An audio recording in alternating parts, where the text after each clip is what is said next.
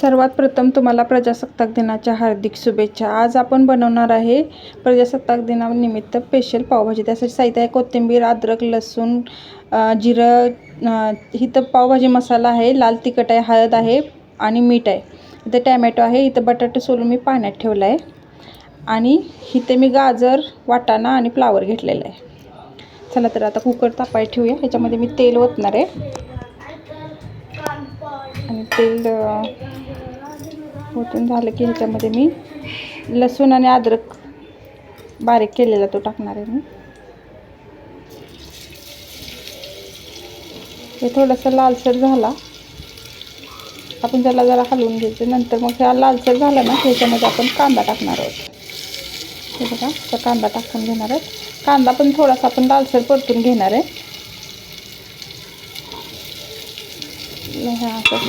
परतून घ्यायचं।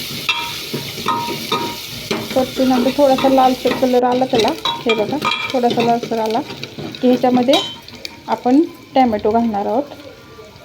मी इथे 2 टॅमॅटो छोटेवाले चिरून घेतलेत आणि 3 कांदे घेतले होते चिरून, ते आता ह्याच्यामध्ये मी घालणार आहे आणि परतून घेणार आहे चांगलं।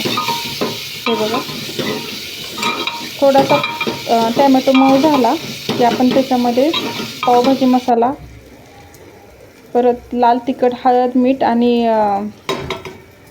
धने-जिरे पूड घालणार आहोत।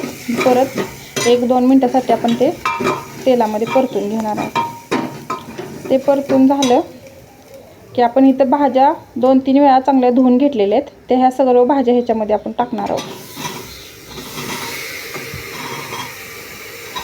बघा पूर्ण भाज्या मी ह्याच्यामध्ये घालते आणि 1-2 मिनटासाठी परत तेलामध्ये हे सगळं परतून घेणार आहे मी।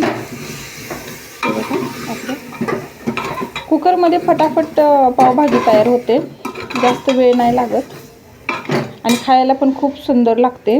एकदा तुम्ही करून बघा आणि कशी झाली ते मला नक्की सांगा।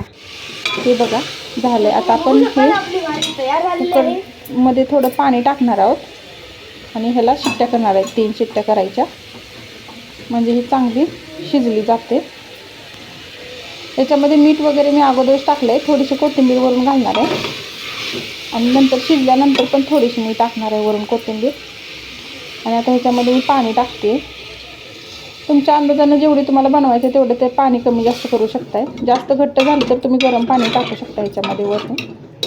हे बघा ही आपली पावभाजी तयार झाली। या खायला पावभाजी कशी झाली नक्की सांगा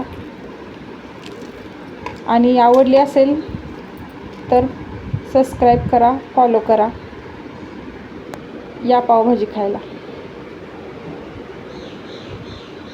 थँक्यू व्हिडिओ बघितल्याबद्दल।